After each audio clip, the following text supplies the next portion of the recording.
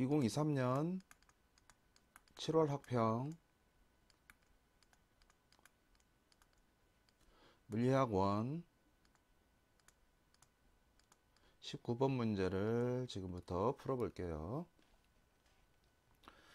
자, 이 문제는 역학적 에너지 문제고요. 일단 물체 ABC가 실로 연결된 상태에서 B의 운동을 먼저 설명을 해놨네요. 수평면의 점 P에서 B를 가만히 놓아서 등가속도 운동하는 모습을 나타낸 거고요. 그리고 B가 Q를 지날 때 속력은 V라고 주어져 있고요. 그리고 B가 P에서 Q까지 운동하는 동안, 이렇게 운동하는 동안이죠. A는 당연히 이렇게 운동했겠죠. 그 동안 A의 중력 포텐셜 에너지 증가량은 A의 운동 에너지 증가량의 4배입니다. 라고 되어 있고요. 그리고 B의 운동 에너지는 점 R에서가 Q에서의 3배입니다. 여기에서의 운동 에너지가 여기에서의 운동 에너지의 3배입니다. 라고 주어져 있고요. 그리고 A, B의 질량은 각각 M으로 같고 Q와 R 사이의 거리는 또 L이라고 주어져 있네요. 요 거리죠. 그쵸? Q와 R 사이. 그리고 이제 문제는 B가 R을 지날 때 여기에요. B가 R을 지날 때 C의 운동 에너지는 하고 물어봤네요. C는 여기를 지나가고 있는데 이때의 운동 에너지를 물어봤고요. 자, 얘는 이제 뭐 모든 마찰 무시했기 때문에 역학적 에너지 보존이고요. 역학적 에너지 보존 법칙은 간단한 숫자를 이용해서 먼저 표시를 하고 생각하는 게 편하거든요. 일단 요령은 뭐 두 물체 이상이 연결됐을 때는 각각의 물체가 역학적 에너지가 보존되는 건 아니죠. 전체적으로 보존이 되는 거죠. 어떤 애는 감소할 수도 있고 어떤 애는 증가할 수도 있는데 중요한 건 누군가가 감소한 양과 누군가가 증가한 양은 같다라는 거. 그래서 전체적으로 보존되는 거예요. 자, 이런 문제를 풀어갈 때는 각각의 위치에 에너지를 선생님은 일반적으로 포텐셜 에너지와 운동 에너지 순서대로 이렇게 정리를 해요. 뭐 반드시 그렇게 할 필요는 없어요. 그런데 처음 위치, A의 처음 위치에서의 중력 포텐셜 에너지와 운동 에너지 동그랗게 표시할게요. 그리고 나중 위치에서의 중력 포텐셜 에너지와 운동 에너지 이런 식으로 조금 다르게 B도 처음 위치에서는 동그라미. 근데 이제 B 같은 경우에는 중력 포텐셜 에너지 변화량은 없기 때문에 그냥 운동 에너지만 표시하면 되죠. 그리고 나중 위치에서의 운동 에너지 이런 식으로 이해되나요? 그럼 C 같은 경우에는 처음 위치가 여기였죠. 여기에서의 중력 포텐셜 에너지, 운동 에너지. 마찬가지 나중 위치에서의 중력 포텐셜 에너지, 운동 에너지 이런 식으로 뭐 굳이 이런 거 박스 안 쳐도 돼요. 선생님이 이제 보여주기 위해서 이렇게 표시하는 거니까. 그리고 이제 각각의 값들을 써가면 되는데 A 같은 경우에는 위로 올라가기 때문에 여기가 최하점이죠. 보통 이제 중력 포텐셜 에너지는 물체의 최하점을 기준으로 잡아서 얘를 0이라고 해버리면 편해요. 운동 에너지도 0이었죠. 이제 올라갔기 때문에 중력 포텐셜 에너지나 운동 에너지 다 증가했을 거고요. 빨라지고 있으니까. 그 다음에 B 같은 경우에도 처음엔 정지 상태였기 때문에 운동 에너지 0이죠.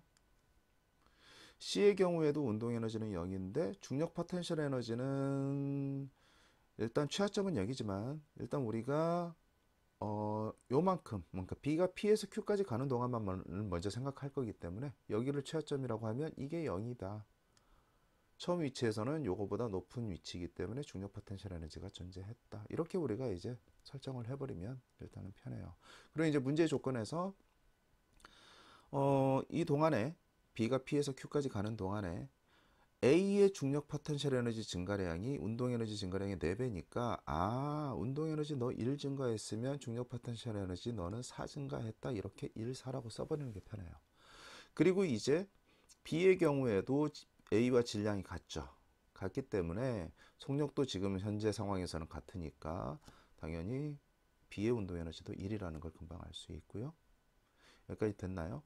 그리고 이제 문제 조건 하나만 더 쓸게요. 뭐냐면 점 R에서 B의 운동 에너지는 점 R에서가 점 Q에서의 3배입니다. 여기에서가 여기에서의 3배입니다. 그러면 여기에서 B의 운동 에너지 일단은 뭐 하트라고 표시할까요? 이 안에다 표시하면 얘의 운동 에너지는 이제 3이 되는 거죠. 이제 뭐 A가 여기 있을 때, 뭐 C가 여기 있을 때, 뭐 나중에 뭐 필요하면 정리하면 돼요. 굳이 처음부터 다 할 필요는 없고요. 지금 여기에서 이제 C가 처음 중력 포텐셜 에너지가 얼마였고 지금 이 상황에서 운동 에너지가 얼마인지를 찾는 게 중요한데 이게 조금 이제 까다로워요. 근데 이제 요걸 알면 편하거든요. 뭐냐면 자, 어쨌든 간에 A하고 C는 둘 다 중력 포텐셜 에너지도 변하고 그 다음에 운동 에너지도 변하죠. 일단 A만 먼저 우리가 따져보면 이 B가 4대 1이라는 걸 문제의 조건에 제시되어 있어요. 그쵸? 근데 A의 중력 포텐셜 에너지 증가량은 이 높이를 H라고 가정을 하면 결국은 A의 질량 M에다가 중력 가속도 곱하고 높이 변화를 곱해준 게 바로 중력 포텐셜 에너지 변화량이죠. 그리고 운동 에너지 변화량은 2분의 1을 역시 같은 질량 M에다가 델타 V, 속력은 V만큼 변했죠. 여기 요거의 제곱만큼. 여기까지 됐나요? 그리고 어차피 여기에서 B를 구한 게 4대 1인데 뭐 M은 전항과 후항에 똑같이 있기 때문에 없어도 상관이 없는 거죠.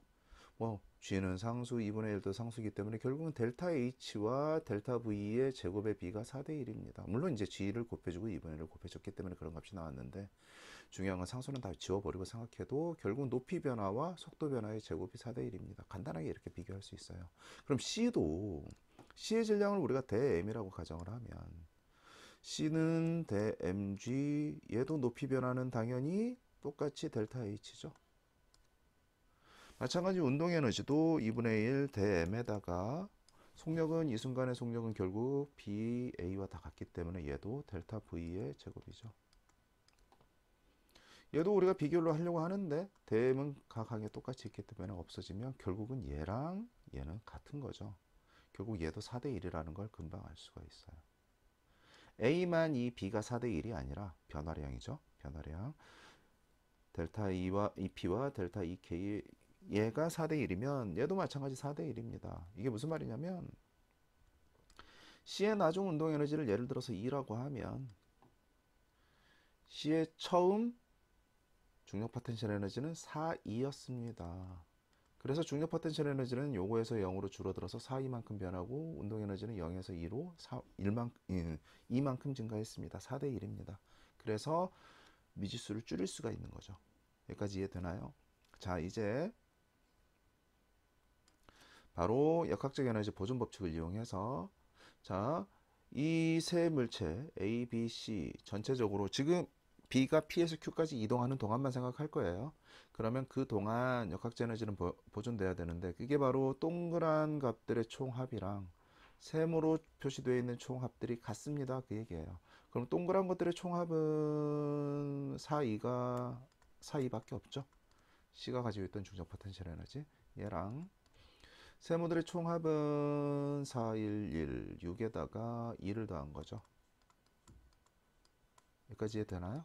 그러면 3, 2가 6이기 때문에 2는 2라는 걸 알 수가 있고요. 됐죠? 2는 2가 돼야죠. 맞죠? 네. 네. 그래서 결과적으로 4, 2, 2라고 써진 이 값들은 바로 8과 다른 색으로 표시할게요. 8과 입니다. 이렇게 이해되나요? 결국 질량도 C가 A, B보다 2배 큽니다 라는 걸 우리가 이제 알 수 있는 거죠. 근데 질량 자체가 중요한 건 아니기 때문에 일단 이렇게 찾으면 되고요. 자, 이제 문제는 C가 여기까지 내려갔을 때 운동 에너지를 찾아야 돼요. 이 높이를 우리가 H라고 가정을 했는데 이 높이는 우리가 또 모르잖아요. 근데 이 높이는 지금 여기서 L과 같은 거죠. 그럼 결국 B가 PQR을 지날 때 Q와 R 사이의 거리는 L인데 P와 Q 사이의 거리는 얼마입니까? 이걸 찾는 거거든요. 자, 얘는 뭐 여러 가지 방법이 있겠지만 B의 경우에 알짜임이 해준 일이 운동에너지 변화량이라는 걸 알면 금방 풀 수 있어요. 무슨 말이냐면 자, 알짜임이 해준 일 W는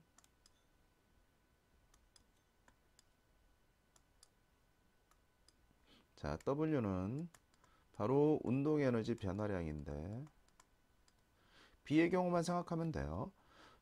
B가 이렇게 운동하는 동안 B에 작용하는 알짜임 자체가 변할 일은 없으니까 그러면 지금 처음 PQ 구간하고 나중 QR 구간만 비교를 해보면 운동에너지 변화량 너무 쉽죠? PQ에서는 0에서 1만큼 변했고요. Q에서 R은 1에서 3으로 2만큼 변했죠. 근데 어차피 W는 FS죠.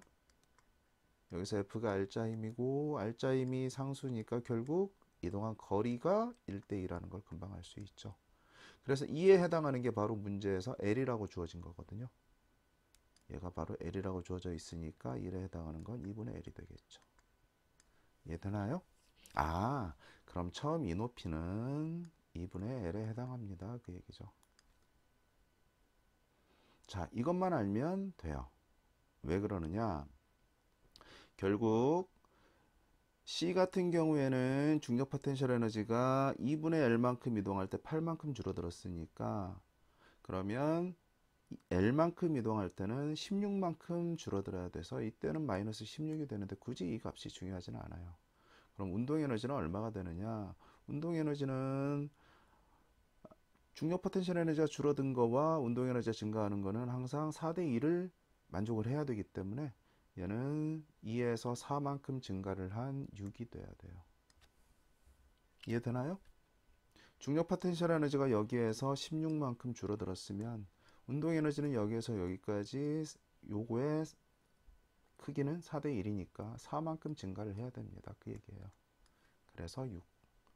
자, 여기까지 찾았으면 이제 다 푼 거거든요. 왜냐하면 지금 우리가 이 4라고 쓴 값, 요게 바로 실제로 A의 중력 포텐셜 에너지를 4라고 우리가 그냥 바꿔서 써버린 거거든요. 근데 이때 이 위치에서 A의 중력 포텐셜 에너지는 mg에다가 높이에 해당하는 2L을 곱해준 거죠. 그러니까 2분의 mgl이 되는 거예요. 그게 4예요.